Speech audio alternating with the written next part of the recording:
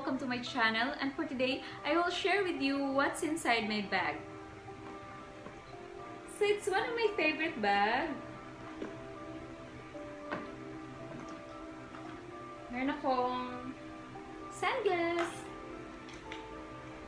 charger, power bank, headset, planner, small wallet, my old phone, here, my eco bag. I use it for grocery, very Mother Earth friendly, so I don't need to use plastic anymore. I still love this bag, especially the design, very summer looking. Here I have one for makeup, another one for toiletries. And if I'll change bag, lagi ko lang talaga itong dinadala, nililipat ko lang. Lagi itong dalawang to kasama. I normally don't wear makeup, but I make sure that I have one ready, just in case lang I need to wear a light makeup on. And this one, meron akong sunblock. I can't live without sunblock. Here also, eyebrow pencil, kasi wala akong kilay. And then, this one, my favorite eyeliner from Urban Decay. Kasi gusto ko yung Indian eyes. Yung malalalim yung mata nila, then very dark. Gusto ko yung ganong eyes, kaya lagi akong nag-eyeliner.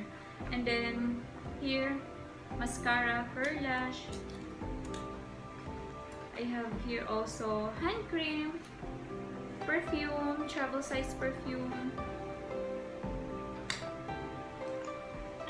lipstick.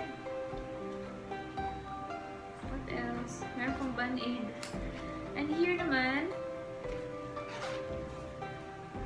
meron medicine since may allergy ako. So I have antihistamine ready. More on basic first aid like paracetamol, Biflu, ponytails, alcohol, vitamins, dental floss. I can't live without dental floss. And this one,